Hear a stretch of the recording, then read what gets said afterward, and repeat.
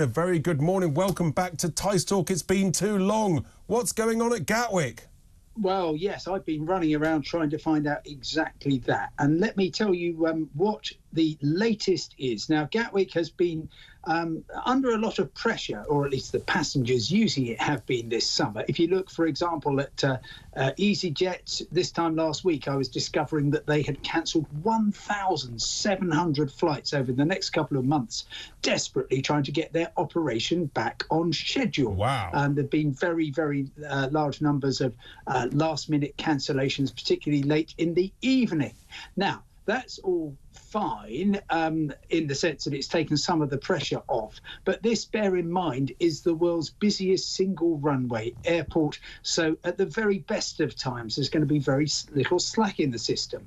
And guess what? We have just learnt, as from Friday, that the Unite Union, representing staff from 4 different ground handling agencies, are going to be calling out their members, almost 1,000 of them, for 2 absolute peak long weekends, the one beginning Friday the 28th of July and the one beginning Friday the 4th of August. So that's two long weekends, and these are the ground handlers handling the baggage, almost 1,000 of them. So that basically, and it's just at Gatwick, is it, Simon?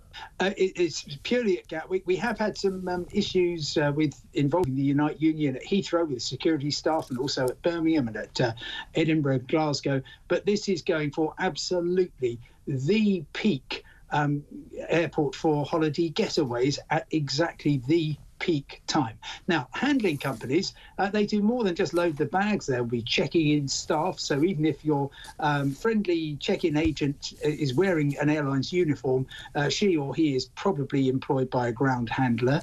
They also dispatch the aircraft. Really important to get those planes away on time, if you possibly can, at Gatwick. And they're walking out there unhappy. You will not be surprised to learn about pay. They say they do safety critical, very, very antisocial hours work, and they want basically more than just above the national minimum wage. So one of the companies involved, Simon, one of the companies involved, Menzies Aviation, of the 4 companies that are affected by this with the ground handlers, they say that last year the workers received a 10% increase and they've just been offered 11% and rejected it. So if that's true, you're talking about an over 20% increase over a couple of years, and they've rejected it.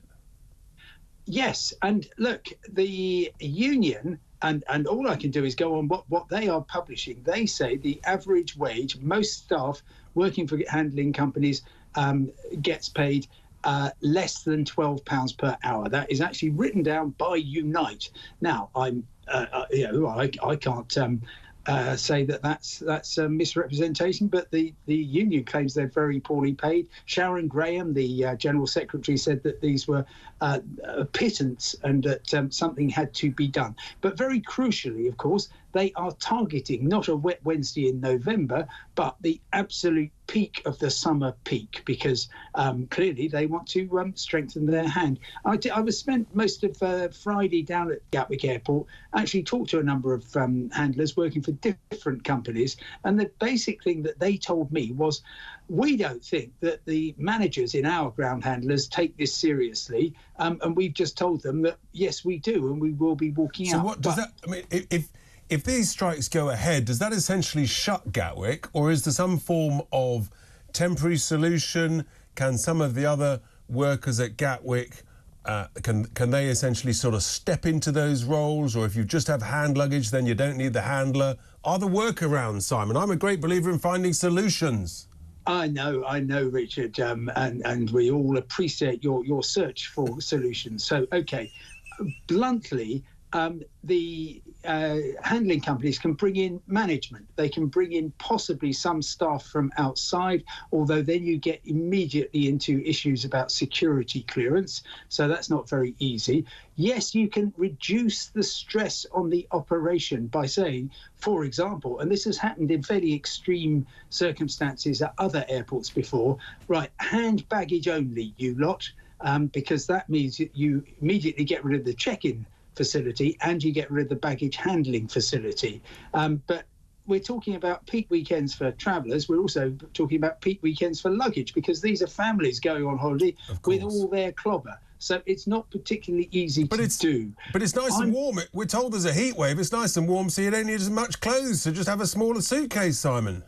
Well, you can say that, and I would have a great deal of sympathy with you. In any event, I'm always absolutely against carrying any more than cabin baggage, because apart from anything else, it stops the chances that your bag will go off to Lagos while you're going off to Los Angeles, for example. So always good to come back just to travel with cabin baggage. But lots of families will say, honestly, we can't do that. So there's various possibilities. First of all, it's not going to affect every airline. If you look at, for example, Turkish Airlines and Emirates at Gatwick, really significant airlines, they use a different ground handling company. Oh, wow. OK, that's really significant. So it's not every ground handler at Gatwick? No, it's a messy old business. So you've got GGS, Gatwick Ground Services. They look after British Airways and Vueling. They're actually owned by BA. Then you've got DHL, which is the kind of main one because they look after EasyJet, by far the biggest airline. Menzies Aviation, who you mentioned, they are the ground handler for Wizz Air. And then ACS looks after TUI. I think I've remembered. So the ones that are not on strike, is that because they've got a completely different pay deal, different terms of conditions? Maybe they could find a few extra temporary workers and gain an extra contract or something. Well, I think at this stage, and we are talking here just 11 days till the strikes begin, it's going to be very, very tricky. And I've seen quite a lot of these sorts of strikes, nothing quite on this scale at this time of year. But what tends to happen is that the airlines who don't employ these people directly will immediately start putting pressure on the ground handlers and say, well, you've got to settle. Obviously, we are in line to lose quite possibly hundreds of millions of pounds in revenue. So what are you going to do to sort this out? And you can, I would be fairly confident that all, or maybe all but one or two of these companies will settle with the workers, because the alternative is just utter chaos. People missing their holidays and enormous costs to the airlines, as well as the great emotional damage for a lot of people who haven't been on holiday. I suppose, Simon, it's probably a bit naive to say maybe some of the dads could just sort of hump their cases towards the aircraft. I suspect there'll be a health and safety issue, but anyway. What's that background? What's the background? Where are you? So are you somewhere hot at the moment, or what's going on behind you? No. I'm at home. These are posters from the days of the Soviet Union. I see. I misunderstood. I thought they were sort of sun umbrellas. You were somewhere in Europe and a heat. No. They are posters. The Ilyushin 144, which was Konkolsky, and then the Ilyushin 62, which is the VC-10 look-alike. So there we are. Not many guests have backgrounds sort of representing things from the Soviet Union on my show, Simon. So that's another uniqueness of you. Thank you so much indeed for joining me, Simon Calder, the travel guru extraordinaire, with his latest update on the Gatwick strikes. Hopefully those won't go ahead. I suspect that solutions will be found one way or t'other.